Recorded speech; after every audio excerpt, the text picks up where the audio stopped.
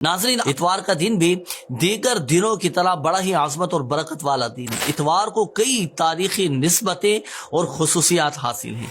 चंद एक खुसूसियात ये सुनिए और नोट भी फरमा लीजिए। अल्लाह पाक ने इतवार के दिन 3 किस्म के तारे पैदा फरमाए, 7 समंदर भी इसी दिन बनाए। तबरिस्तान, बहरे किरमान, बहरे कुलसुम, बहरे हिंद, बहरे ओमान, बहरे रूम, बहरे मगरिब, ये 7 समंदर भी इतवार के दिन बनाए। इसी दिन अल्लाह पाक ने आग को पैदा फरमाया, 7 जमीनों को पैदा फरमाया।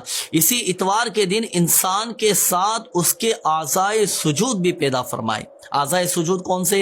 यानी दोनों हाथ, दोनों पाँव, घुटने और चेहरा तख्लीक किया।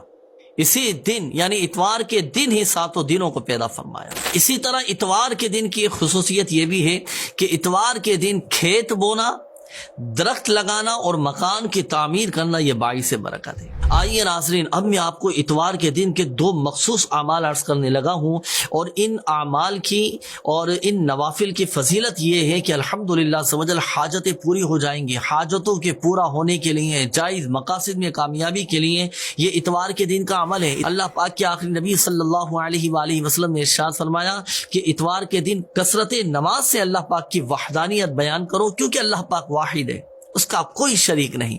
जिसने इतवार के दिन नमाज ज़ोहर के फर्ज और सुन्नतों के बाद 4 रकात नमाज पढ़ी, यानी नमाज ज़ोहर जब आप मुकम्मल पढ़ लेना तो अब उसके बाद 4 रकात नमाज पढ़ी। किस तरह पढ़नी है? पहली रकात में सूरह फातिहा और फिर सूरह सजदा पढ़े।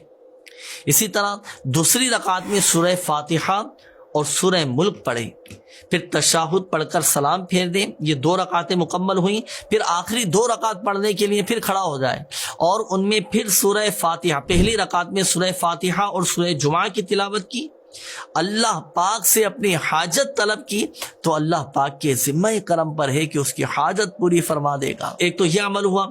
इसी तरह एक और अमल ये भी है हाजतों के पूरा होने के लिए कि जो ज़रूरतमंद, जो हाजतमंद इतवार के दिन तुलुए आफताब के वक्त 10 बार सूरह काफिरून पढ़े तो अल्हम्दुलिल्लाह सवजल उसकी हाजत पूरी हो जाएगी और उसका काम बन जाएगा।